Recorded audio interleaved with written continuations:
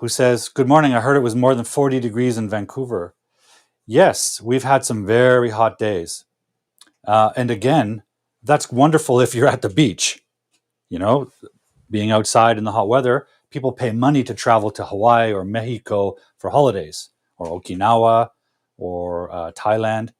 The problem with Vancouver is we don't have a lot of air conditioning in our homes because in the past we didn't really need it. We had cool breezes from the ocean, usually cooling our homes. But the temperatures have been rising in recent years. So, and unfortunately, there was a small town a little bit north of Vancouver that reached 47 degrees. 49 was the highest, which was the highest temperature ever recorded in Canada in history. And a day later, the town lit on fire. It's up near the forest, so the forests often have fires in the summer. Well, this whole town has been devastated one day after crossing that path. Tirath is with us. Tirath Biswakarma is from Nepal. He joined us last week on the show as a guest. So if you missed that show, please go to the YouTube channel, Hardboiled English, and check out my show with guest appearance by Tirath, a teacher in Nepal. Okay, guys, I'd like to move to our first segment of the show, which is our vocabulary segment. And this is based on the problem I've often seen with language learners, which is they often overuse the word good when they're describing something. Hey, how was the movie? Oh, teacher, was so good. How was dinner? Oh, teacher, it was real good. How is your family doing? Oh, my family is good. They tend to describe everything with good or bad. And the problem, of course, is that word doesn't have a lot of meaning. It's subjective. It depends on the person. What you think is good, I might think is bad, right? So this segment, I'd like to introduce new vocabulary, specifically adjectives you can use that have a positive meaning instead of good. So this is a segment we call words to use instead of good. And today's word of the day is significant. Now, this word's really, really good to use. It has a really important and specific meaning. So it has a positive connotation, which means it has a positive meaning. We like things to be significant. In fact, some of us want to live our life to be significant. Now, what does it mean? First, it's an adjective, and it means large or important enough to have an effect, impact, or to be noticed. So it's got a kind of complex meaning. It could mean large in size. Okay. For example, you might say, whoa, that watermelon is significant. It's really big. It's so big, it impacts my life. Like I can't carry it. It has an effect. Or just abstractly important.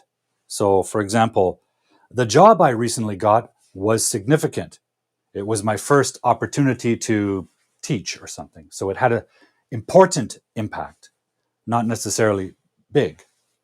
And because this has a kind of double layer meaning, meaning large physically or important abstractly, it's even better to use instead of words like big. A lot of people will say, oh, I have a big problem. Well, how do you measure problems? Right? Big is only size. So if you're talking about concepts or abstracts like problems or concerns, use significant because it has the idea of it's important or it has an effect or impact. So if you have a problem, you should say, I have a significant problem. It's having a big impact on my life. So I'm going to give you my sentence example, and then I'd like you guys to write a sentence using this adjective, okay? Remember, it's an adjective, so it should go in front of a noun and describe a noun. So here's a couple of examples. You could say, the weather was significant.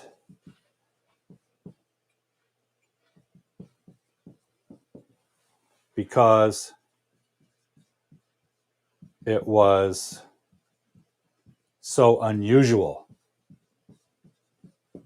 Right? Because it was so unusual, people were not prepared and it had a significant impact. We can also say the significant increase. So the increase is the noun in temperature caused problems. Okay? So significant increase. Not a big increase, because we're not just talking about the measurement. We're talking about the impact, the importance, right? The weather was significant. Why is everyone talking about the weather? Well, it's significant because it was so unusual.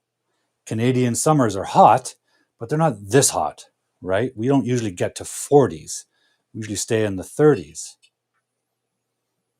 Okay, so let's see some examples, guys. We have already one from Tirath. Tirath says, it's really significant idea to join this live class. Okay, so idea is the noun. Idea is the noun, and significant is the adjective. Okay, Malu says, we had a significant amount. Amount is the noun. A significant amount of snow during this week in the south of Brazil. Okay, so is that true? In the south of Brazil, they're having their winter, which may surprise you. Just like people are surprised to learn that Canada is hot, many people think we're just a land of snow. Many people think Brazil is just a land of beaches and bikinis. But in fact, the south of Brazil is having a winter.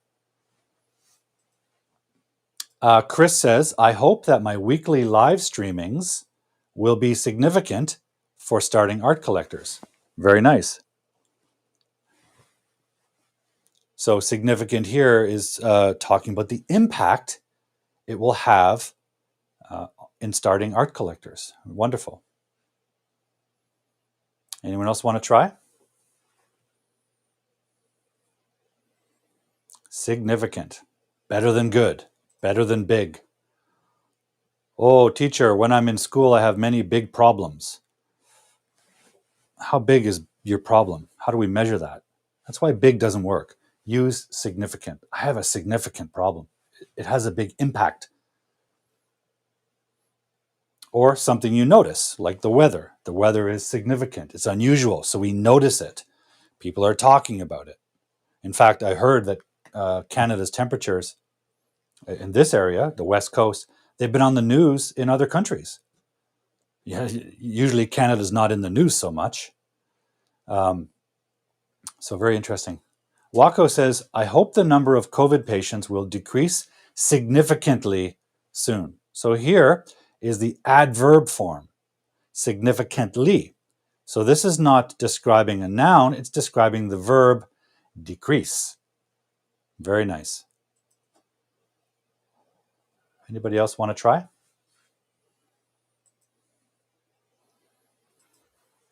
We can now use significant, or you can try the adverb form, significantly. And by the way, does anyone know the noun form of significant? If you do, please type that. And why I'm asking is that in English, many words have different forms, or they can change to be different parts of speech. So I told you earlier, significant is an adjective, but there's also an adverb form, significantly. Same idea, same meaning, but the part of speech is different, so we can use it differently in the sentence. We can describe the verb. Now there's a noun form, right? We can say something like, the weather had a great noun form. So if anyone knows, please let me know. In the meantime, I'm going to get my board ready for some questions.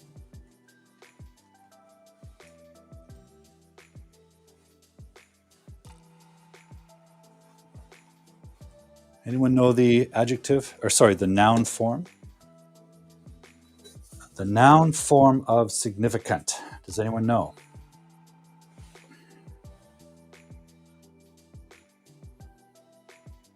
We have some teachers in the audience tonight, so maybe you teachers, this is a little test for you. What's the noun form of significant? This is an important thing to remember. We should, when we learn a new piece of vocabulary like this, we should also learn at the same time the different forms it can take. Ah, here's Tirith. Thank you. Tirith says significance. That is the noun form. Significance. So we can say, what is the significance? Malu says, the weather had a great significance to our lives. Okay, one thing I would suggest, Malu, is change the preposition. The weather had a great significance on our life. Because here we're talking about impact, and impact or effect always works with the preposition on. The weather had a great significance on me. Or it could be for in some cases, but usually on. Or the weather had a great impact on me. It had an effect on me. Okay? You could even say it had a great significance in our lives. A couple of possibilities there, but not two. Remember, the preposition to usually works with movement verbs like walk, fly, travel, go, because we're always going from someplace to another. Even if I give my phone to you, give is movement, right? So that preposition to most of the time works with movement verbs or change verbs because we're usually changing or moving from one noun to another. After school, I walked to the mall. Walk is movement, right? Okay, excellent work, guys. Good job on that. Thank you. That is the word of the day, a word to use instead of good, significant, or significantly, or significance. Okay, let's get rid of that. Our first question of the day is, which is the correct spelling, every day or every day? So this is a really fun question, sent to me earlier this week by somebody I believe could not make the show. And they want to know, what's the correct way to spell this? Well, the answer is actually fairly simple. The answer is not related to spelling. They are both correct, but they have different uses.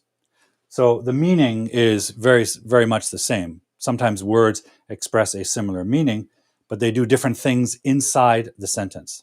So here's the simple answer. Every day is the adjective form. Every day is the adverb form. And it's a time adverb. Just like words like yesterday or tomorrow or at 10 o'clock. They tell us what time an action happened. Okay? So they're both correct, but they have different parts of speech. That means we're going to use them differently in a sentence. I'll give you an example. I eat. I eat. Gosh, Paul, when do you eat? How often do you eat? Well, every day. That's my time adverb telling us information about how often I eat. Okay?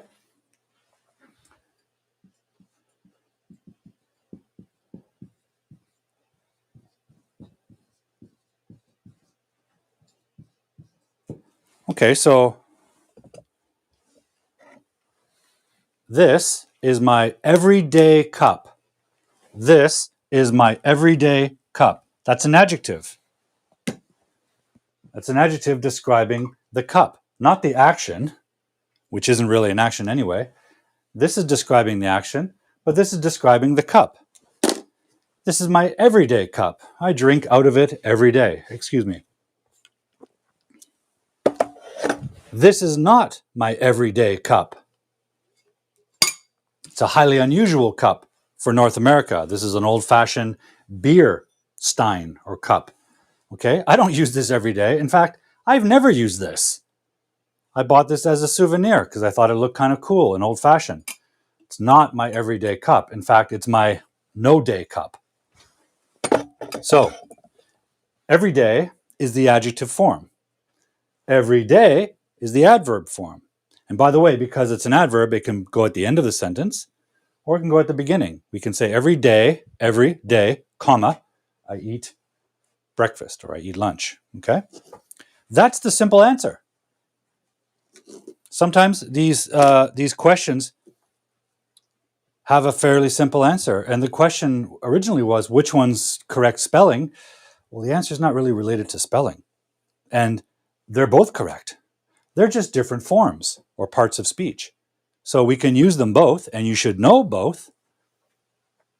But okay, so it's evident, it's clear to you when you look at that they look different. So they're useful to use in writing, right? We can clearly see they're different. What about in speech? Do we say these differently? Well, in fact, we do. This is my everyday cup. Every day. We want to make it sound like one word. Every day. This is my I eat every day. We want to put a space in there. I eat every day. Okay, make that little jump. Every day. Every day. Cup. Everyday cup. Like most adjectives, we want to say it fairly quickly because we really want to get to hear. The noun is the important thing. So we want to get the listener to the noun. So we often pronounce the adjective a little quickly. This is my everyday cup. Okay. This is my everyday cup. This is my not everyday cup. This is not my everyday cup. This is my no day cup. Try to remember that. Okay. That's a really good question. Oh, I want to say hello to Pony. Pony, welcome to the show. Bello Paul. Well, that's an interesting spelling, but I think I know what you mean. And this is why spelling is important, Pony, because I think you mean hello, but in fact, in English, bellow is a word. We have this word. So sometimes we want to make sure we pronounce and spell things correctly because there is a possibility for miscommunication. However, in this case, the context helps me. You're joining the show, and most people join the show. Okay, Pony's asking an interesting question. In what case we can use ain't? In what case can we use ain't? Well, I would tell you this, Pony. I would say don't use it. Don't use it. Ain't is a slang that originated in poor communities that lacked education, particularly in places like North America or Britain. And it's a way of communicating the be verb.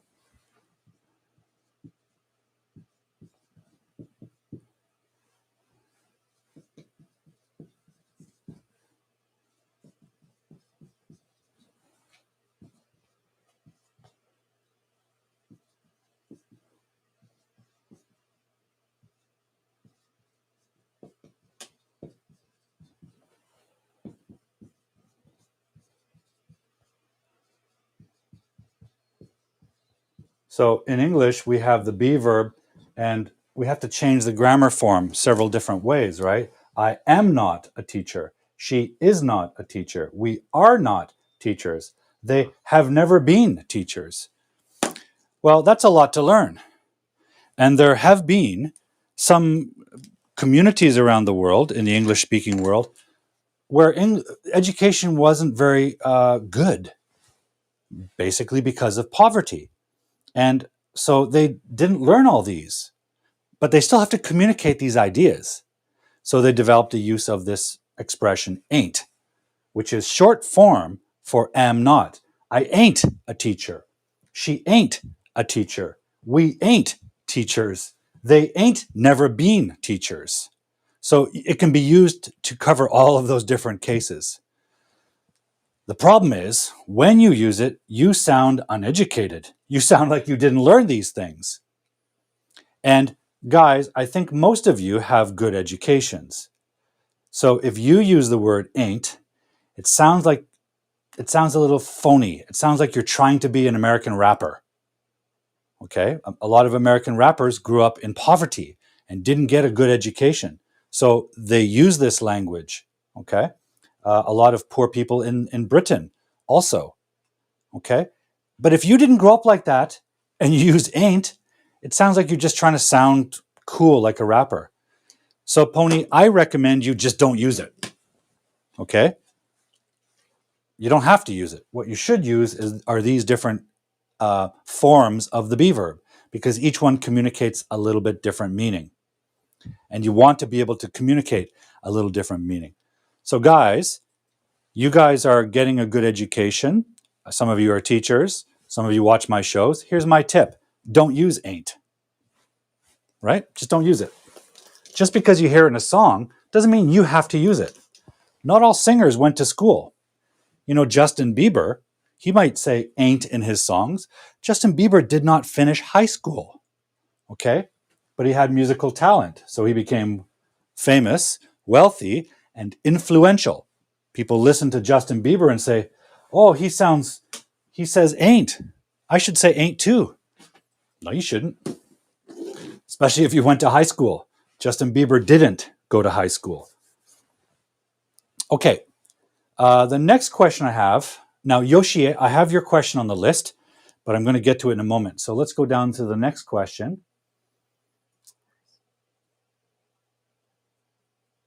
Which one's next in that list? Yeah, let's go there. Okay, so actually, Yoshie, your question is next. So Yoshie's question is, how do I use, or what's the difference between on one hand, on the other hand, and on one side and the flip side? Okay. Well, let me see if I have a prop here.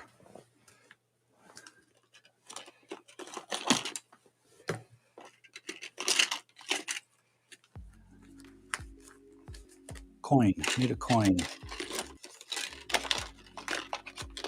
Pardon me, guys. I'm just looking for some training tools. Don't have a coin. Do you have a coin? Okay. We use the expression on the one hand and on the other hand when we're explaining a contrast or a comparison. So, for example, Pony just asked me about the expression ain't. He says, when can we use ain't? So I explained to him, on the one hand, ain't is very popular in music. So that seems like a good thing. On the other hand, it doesn't communicate the differences in meaning that knowing the different forms of be verb can express. So there's a contrast. There's a good side and a bad side. So when you're writing or speaking and you want to express contrast, like, hey, Paul, how's the weather in Canada? Well, on the one hand, it's very pleasant. On the other hand, this week it has been very hot. So there's a good side and a bad side. So because we often gesture when we communicate, I suppose through history, we developed this idea of on the one hand or on the other hand. Okay? Paul, is pizza good? Well, on the one hand, pizza is very delicious. On the other hand, the negative part is if you eat too much, you might gain some weight. There's a lot of calories. It can be healthy if you eat a small amount. So there's a good side and a bad side. And I think that's true of most things in life. There's good and bad things. So on the one hand or on the other hand is a way to express complexity, right? Life's complexity. There's good sides and bad sides. So on the one hand, on the other hand. So when you're making your expression, Yoshia, you introduce the first item. On the one hand, well, let's think of another example. Hey, Paul, where do you want to live? Well, I'd love to live near the ocean. On the one hand, it's very beautiful, and you can look at the ocean all day, and you can surf in it and swim in it. That's the good part. On the other hand, the ocean's dangerous, right? You might get big waves, or if an earthquake comes, you might have a tsunami. That's a danger here on the West Coast. So on the one hand, I want to live near the ocean because it's beautiful. On the other hand, I don't want to be too close to it because it could be dangerous. Now, the other part of Yoshia's question is on one side, on the flip side. Now, this idea comes from money, from coins. Okay? Coins. And coins have two sides. One side has a person's head, usually a king or queen or someone important in your country, a prime minister, president, and the other has some animal or something else. Depends on your country, I guess. Here in Canada, we often have a picture of Britain's queen. She's not my queen. I'm a Canadian, so I don't want the queen part of my life. She belongs to Britain. That's another story. But we do have the queen on our money. On the other side, we usually have animals, Canadian animals, or sometimes, in this case, we have a sports figure, I think from the Olympics. So there are two sides to the coin. And it's this idea of on one side or on the other side, it's the same as on one hand as on the other hand. It's a way to express contrast, a good side and a bad side. Often when we're choosing things, we might flip a coin. It's like kind of lottery or gambling. When you're playing sports or choosing something, you might say, okay, call the side, right? And someone calls heads, and if the queen's head is appearing, you win, whatever you win. So we can also say that. However, it's less common to say on the flip side. Now, it also comes from records. Excuse me one moment, guys. Now, a lot of you guys are young, so you probably have no idea what I'm talking about. But when I was young, we listened to music on records, vinyl LPs, long-playing records. This happens to be Prelude by Deodato, Brazilian jazz artist I like. So it has two sides, and each side has different songs on it. So usually it has side one, and side one usually is the beginning of the album, and usually artists would compose the whole album in a list with a kind of movement or story to it. And the flip side would be the other side. So we took that idea or that expression of one side and flip side, and we use it to show contrast with other things. So you can use it the same way as on one hand and on the other hand. Well, on one side, living near the ocean is beautiful. On the flip side, or the flip side of that, the flip side of living on the ocean could be dangerous. So we kind of think of the flip side as being the bad part. Okay? Hopefully that answers your question. Yeah, Mark is asking, ain't that our Governor General? It's a good question. Depending on where you are, Mark, in the country, sometimes there's coins. I know all the coins have the same currency and all that, but I think they have different sort of cultural figures on them. The coin I just looked at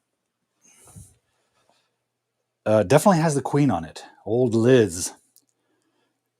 Liz is on one side, and looks like an Olympic speed skater. I don't know the name of our most famous speed skater, but that's your research assignment, Mark Zegers. You find out for me.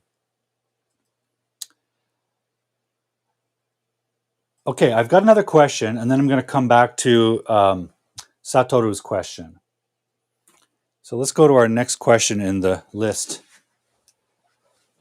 Oh, yeah, I want to say hello to Katango. Where's Katango from? Katango is joining the show. Katango Chanda. Please tell me where you're from. We'd like to get an idea of where everyone is watching. We have a wide variety of countries represented here. And also hello to Mark Zegers. And Roni's here. Roni's from Bangladesh, regular viewer. Welcome to the show, Roni. Okay, next question. Are both of these acceptable? This is a great question.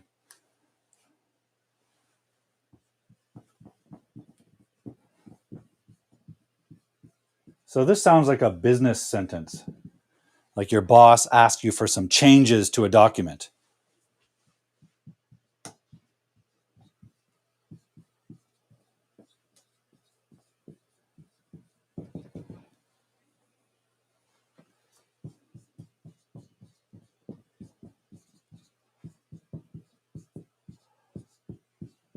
And the question is, are both of these acceptable? And what about this? So are all three of these acceptable? Here's the changes. Here are the changes. Or here's the list of changes. Okay, let's break it down, guys. Here is the changes. So this is a very classic simple sentence. We have a subject, we have a verb here, is, but it's contracted. And then we have the object. Here are the changes. Here is the list of changes. Now, which one's correct? Well, here's the problem. Changes is plural. There's more than one change, or there are more than one change. So when we have a plural, this is really your subject. So we can't really use is. Here is changes. Because that would be saying changes is here. It doesn't work. So this one's no good. Here are the changes, plural, are, we are together, I am, she is, right? So this one's good. Here is, okay, now we're expecting a singular noun, and we have one. Even though this is plural, this is now the object, and list is singular, so this is fine. So are these acceptable? Well, these are correct. These are accurate grammar. But if you said this, I would understand you. So is it acceptable? Kind of, right? And in fact, here's a little admission, a little confession. I often say that. I often say that structure, and here's why. When we speak and when we read or listen, your brain is receiving the message word by word in sequence. Okay, it happens very quickly, but your brain is assembling the idea one word at a time. Here is, and you might be thinking of the thing you're introducing, and by the time you get here, you decide it's plural. But now you've already committed to the singular verb is. That's what happens. Here is, oh no, now I have to say a plural. Oh, it's plural, but it's too late to change the verb, right? That happens. So unfortunately with English, when you get to this word, when you say this word, you already need to know if this is plural or not. So you have to kind of go, okay, here, okay, change is going to be plural, so now I got to change the verb. You got to kind of think backwards to make this choice. And that's hard to do when you're going quickly, when you're talking. So here is the change. Oh, there's more than one changes. I can't change the verb. It's too late. That happens. Because sometimes when we're speaking, we are just creating the sentence as we go. We don't have a big plan ahead of us. Okay? So if you're writing and you do have time to make a planned sentence, you should say that. When you're speaking, you should try to say that. However, it is true that in a lot of cases, people end up using this form. So, is it acceptable? Well, if your friend understands what you're saying, I guess it is. However, we should try to use this or this form, okay? As much as you can, because this really is not accurate grammar, right? Changes is plural, and we don't use singular verb form is with plural, okay? Is it acceptable? Well, if you say it to me, I accept it because I understand it. So in a sense, it is acceptable. It's just not grammatically accurate. And we do, grammatical accuracy is important because it does communicate a different idea. That's why we have different grammars. However, if you say it like this, you're not going to jail, right? Nothing bad will happen. As long as the other person understands you, it's good. It's good language. But just don't use it on a test. And if you're writing, don't do this because when you write, you have a chance to fix it. So fix it. Okay, let's go to Satoru's question. While I wipe down the board.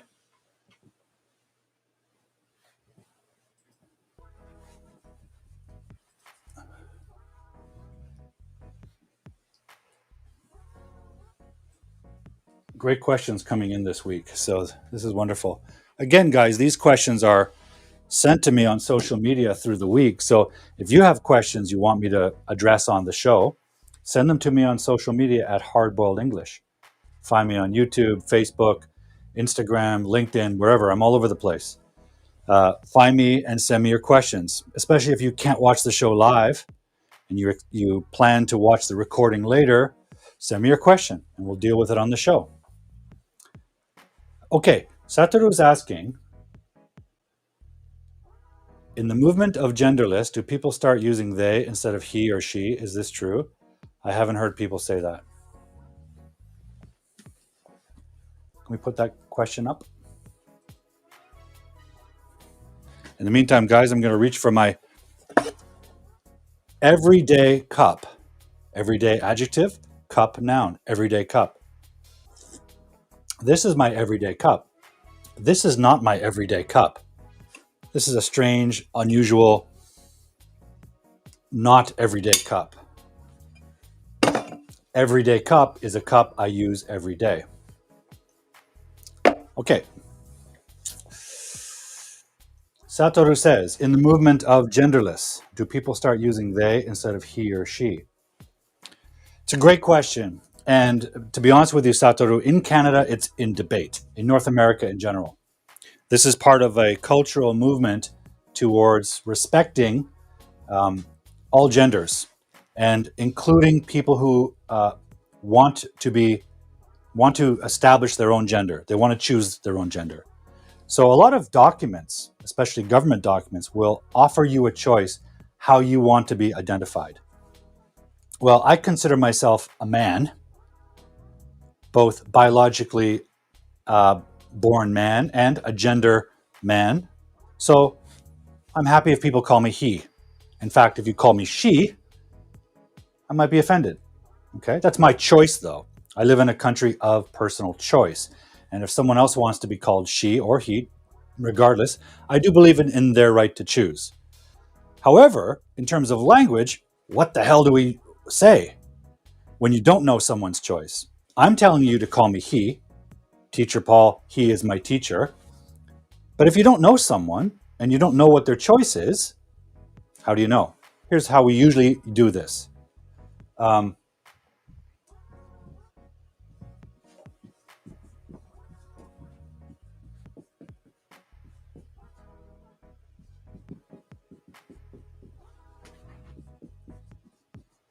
Let's say you have a sentence like this. Let's say you operate a hotel or a restaurant, and someone asks you, I have a friend named Ocean. My friend's name is Ocean. Can they visit? Well, I don't know if Ocean's a woman, a man, a boy, a girl, anything in between. I don't know. So I don't want to offend the person because Ocean's an unusual name. It's a genderless name. So what are they? Who are they? We don't know. So the polite way to do it is to cover everything. Okay? If he, she wants to visit, they can. Here's why that works. He, she. That is the biological spectrum. On the one extreme, we have male, 100% male. On the other end of the spectrum, we have 100% female, he, she. And of course, within a culture, there's lots of variation in the middle. But those are the ends. So they're whatever that person wants to be identified as, it's somewhere inside there.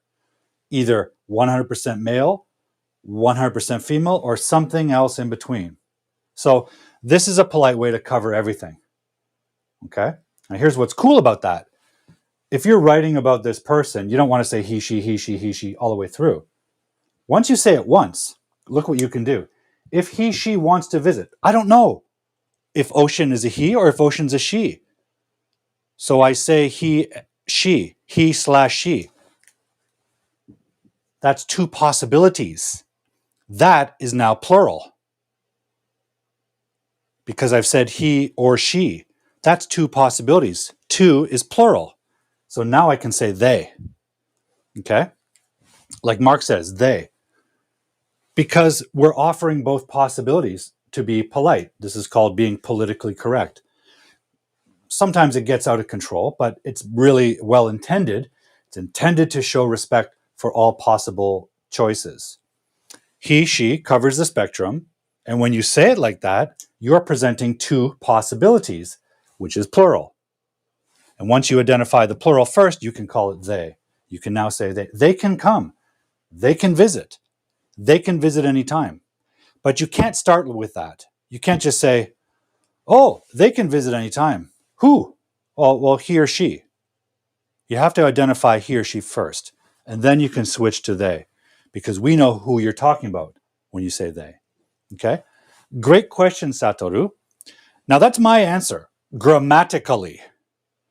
This topic that we're talking about is grammatic, but it represents a much larger social and political conversation, much too big for this show. And every culture around the world is handling it a little bit differently.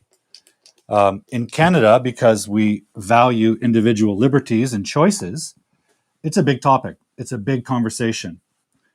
And there are no clear answers yet, except we should legally allow people to choose how they want to be identified. And there's all kinds of interesting names that have come up about what people like to be called. Okay, hopefully that answers your question, Satoru. Let's look at our question list. Let's look at this one. Okay, this was also sent to me earlier.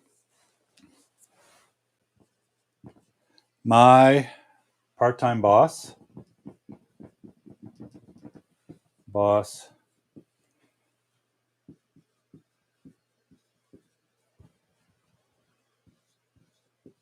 can be easy to organize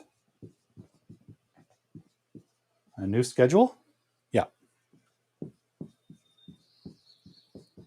And it looks like this was sent to me by a student who wrote this or said this and whose teacher said, this is wrong. And they want to know why. So they asked Teacher Paul, why does my teacher say it's wrong? Well, the answer is right here. Somehow my red pens don't work. Okay. My part-time boss can be easy to organize a new schedule. What they're doing here is using an adjective. Okay? And adjectives describe nouns, usually after the adjective. But after the adjective, we have a verb. That's a problem. So what is this describing? There's no noun here. What ends up happening is, because they have a be verb, okay? This is now the subject. Boss can be easy. So look at the structure of this. My part-time boss can be easy. Your boss can be easy? That's a bit weird. In fact, I would go so far as to say that's English weirdness. And it's also a very common mistake. Boss can be easy to organize a new schedule. Are they telling us that their boss is easy? Well, it's possible. We have an expression in English that says someone is easy. It's not a very nice expression unless you say that person is easygoing. Easygoing means calm, relaxed, flexible. Whatever you suggest, they'll go along with. They're friendly. That's easygoing. But I don't think that's what they're trying to say here. I think what they're trying to say is when the boss does this action, it's easy for the boss to do this. So the focus here is not on the boss being easy, but the action. In that case, we don't want an adjective describing the boss. We want an adverb describing the action. So here's how it should be. My part-time boss can not be, can easily organize a new schedule. Or my part-time boss can organize a new schedule easily. Okay? Easily is an adverb that describes the verb. Okay? It's not describing the boss. The boss isn't easy. Organizing is easy for the boss. They do this all the time. It's easy for them. Okay? Now, there's one little other mistake here, but I don't think this is what they were referring to. Part-time boss. Boss is a noun. Time is a noun. Part is also a noun. So if we're going to take two nouns and use them to describe a third noun, we're trying to turn this into an adjective to describe that noun. We need a hyphen. Part hyphen time boss. Now these two nouns are mixed together and become an adjective to describe boss. What kind of boss? Part-time boss. Okay? Hopefully that answers that question. My boss can easily organize, not my boss is easy to organize. By the way, I see this problem all the time. The subject is easy to something. And I suspect it comes from what we call language interference, which is that's the structure in someone else's language. And they're just translating from their language, they're just translating words from their language into English. And the problem is when you just use a translator and substitute English words for your language words, that's not how languages work. They also have a different structure and word order. So learning a new language, you can't just translate the words and then put them in the same spot you use your language with. It doesn't work like that. You've got to learn the structure or the grammar or syntax, whatever you want to call it, of a new language. Roni is giving us an example, an alternative way to say this. Can we put that on screen, please? Roni's example. It is easy for my part-time boss to organize. Good. Blah, blah, blah. Yeah, this is fine because you're saying it is easy for my boss to do that. You're not saying your boss is easy, right? And now Wako is asking person, is there a word part-timer? Is there a word part-timer? Yes. Now look closely at that expression. You see the ER ending.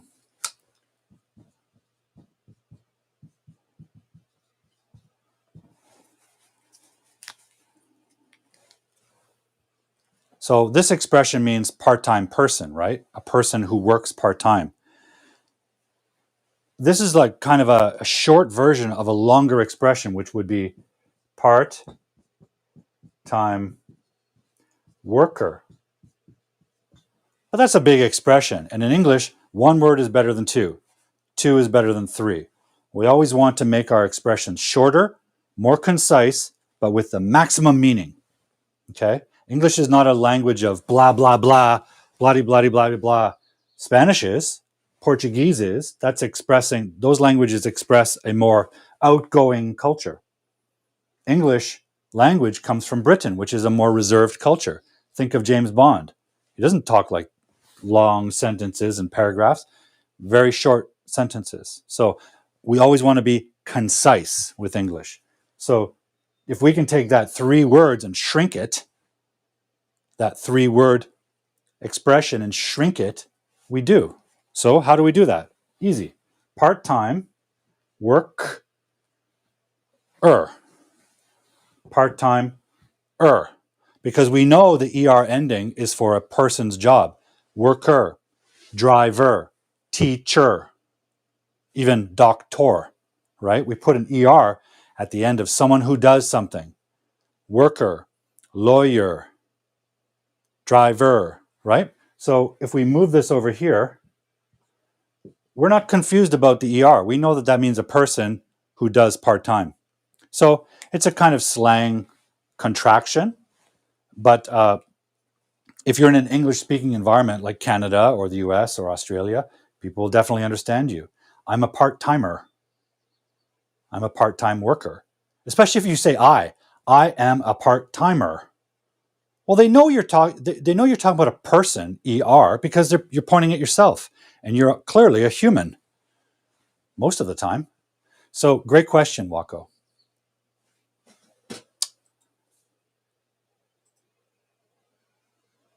Let me just review, see if I missed anyone.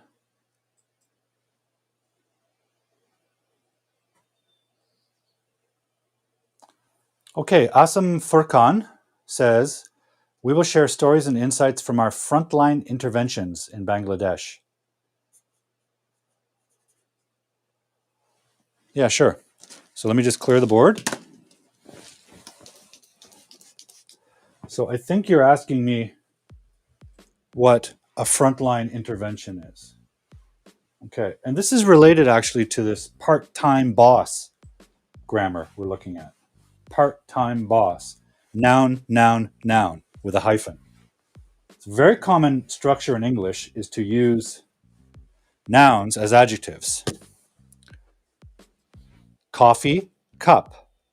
Coffee is a noun, cup is a noun. Beer, mug. Beer's a noun, mug's a noun.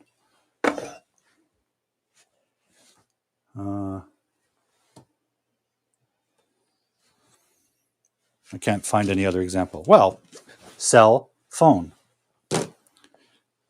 Okay, so noun plus noun is a very common structure in English. In fact, I have a whole video about it on my YouTube channel, Hardboiled English.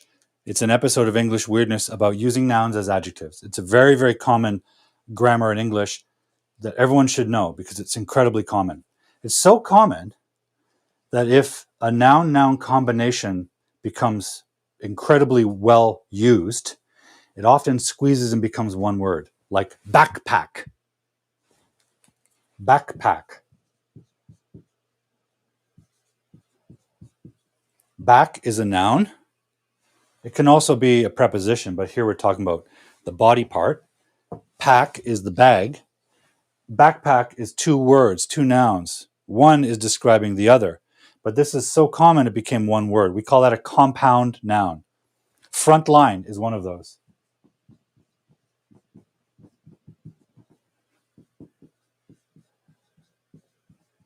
Now, I'm not going to explain the meaning of each word. You have a dictionary. You can do that yourself, Asam. But I'll explain how this combination works. So front. Front can be a noun. It can also be another form, but generally it's a noun. The front of the class. The front of my jacket. Line is definitely a noun, right? The line across the street. And intervention is a noun, right? Intervention means to get involved, to intervene between something. So we have two nouns and a third noun. And these ones are describing the main noun. Usually it's the last one is your main noun. So these are combining to become an adjective to describe that. You could just say front line with a hyphen, but this is such a common combination that I think over time it just squeezed together and became one word. Frontline. Right? You could write it as two separate words. It wouldn't be necessarily wrong. But I think that's what's happened in your example. If you ask me, I would keep them two separate words with a hyphen. I would say front line intervention or front line worker, like a doctor or a nurse or a firefighter or an ambulance paramedic. They are frontline workers or frontline intervention. This is what I would do because these are clearly different separate nouns. But it's possible when you have two nouns like backpack, over time, it will become one word. But that's what's happening here. Frontline interventions. Tira just gave us another example. Book cover. Right? Book cover. Book is a noun, cover is a noun.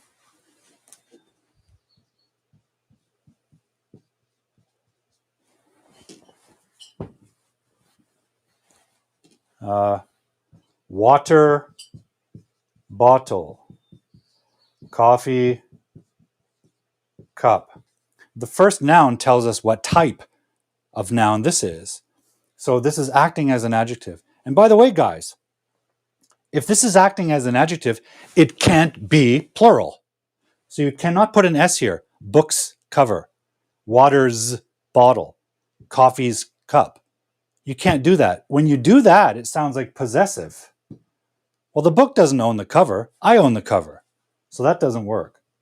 So if you look at my video, which is all about nouns used as adjectives in the English weirdness section of YouTube channel, you'll see much more detailed explanation of this. However, this is also why we have this expression. Who's this?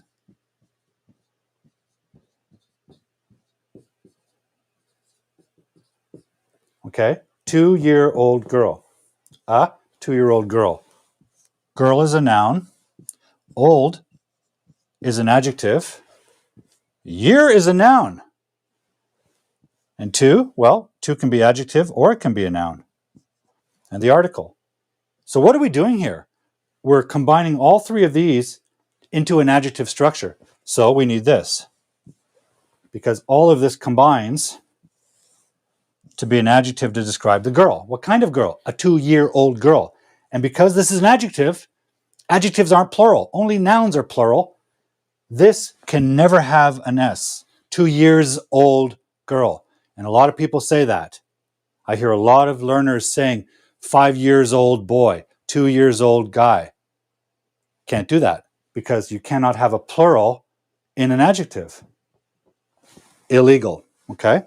So all of this is for the same reason. We're using nouns as adjectives, right? And it's extremely common in English. Extremely common in English. So I want you to go to my YouTube channel, Hardboiled English. Look for English weirdness. I think it's episode number 3. Episode number 3 talks about using nouns as adjectives, okay? And it'll explain this conversation a lot more in depth than I just did. Okay, so Mark is saying books cover many topics. Yeah, so here in this sentence, books is the subject. So the subject can be plural. It's not being used as an adjective. And then the next word, cover, is a verb. It's not the cover of the book, it's an action. The books cover many topics. So that's fine.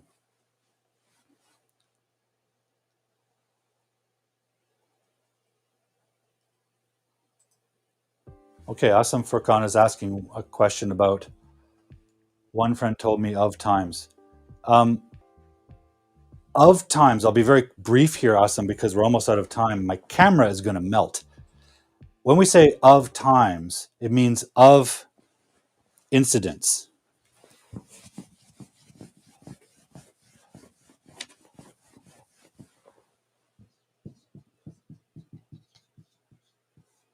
Times. So let's say times equals moments, incidents, or events, or times when something happened. Something happened. So when we say I told me of times, that means told me of certain examples, certain moments that things happened in the past. Okay? So for example, I can say, I remember the times when I lived in Toronto. I used to live in Toronto, Canada, and then I moved to Vancouver, Canada, where I live now. But I remember the times. So I could tell someone of times when I lived in Toronto. I could tell them of times when something happened. Specific moments or specific events, I call those times. Okay? If you'd like more explanation, I'll do it next episode. Okay? Next show, next week. So we're about to wrap up, guys. Thank you for all your great questions. Thank you for joining the show tonight. What I'd like to do now is offer you one closing tip before.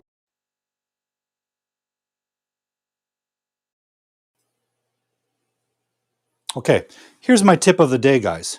Someone asked me recently, what's a good way to improve my English when I'm alone and I can't talk to anyone?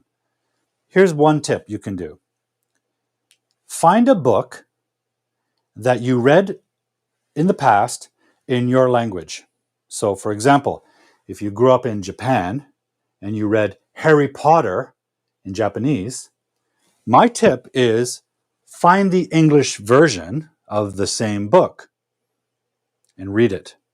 Or take a Japanese book, let's say, okay, here's one. This is called Manazuru. This is originally a Japanese novel written in Japanese. This is the English translation. So if you have read this book in Japanese language, find the English version and read it. Why? Here's the reason. When you read a story for the first time, your brain wants to know what will happen. What will happen to Harry Potter? What will happen to the mother in Manazuru? You are programmed by evolution to wonder what will happen to the character. Okay? Then you get to the end of the book and you find out what happens. Oh, everyone dies. Sad book. Now you know how it ends. If you read it again in another language, your brain will not be wondering what will happen because you already know what happens. Instead, your brain will notice the surface. It will notice the language. Another example would be watching a movie for the second time. The first time you watch a movie, your brain wonders what will happen. You watch Titanic. Rose meets Jack. They fall in love. What will happen? Oh, the boat sinks and Jack dies. Watch it a second time. You already know what's going to happen, so you're not thinking about that. Instead, you watch the movie and you see the surface. You say, wow, this is very well filmed. Oh, I notice the music now. Oh, I notice the editing. Or, oh, that's an interesting design in the background. Because you already know what happens. So your brain doesn't care. It's the same thing with books. So I recommend, as a learning tip, take a story you've read in your language, find the English book translation, and read it. You won't care about the story. You won't care about the characters and what happens because you know. Instead, you'll pay attention to the way the writer explains the story in English. And that's a great way to learn English. So that's my closing tip of the day. Read stories in translation. You don't need friends to do that. You can do that entirely by yourself. And you can find English translations easily on Amazon. Okay, I'd like to say hello and goodbye to everyone. Hopefully I haven't missed anyone. Thank you for joining the show tonight, guys. Chris from Belgium, Yoshie from Japan, Hank from Nicaragua, Malu from Brazil, Wako from Japan. We had Musle from Bangladesh, Satoru, originally from Japan but now in Taiwan, Tirath from Nepal, Pony from Bangladesh, Pony from Mexico, Roni from Bangladesh, Mark Zeggers from Canada, Katongo, I never found out where you're from. Wherever you're from, thank you for joining us. Awesome, I'm not sure where you're from.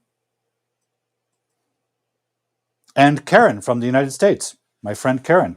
Thank you for joining the show tonight, guys. Hopefully I answered your questions to your satisfaction.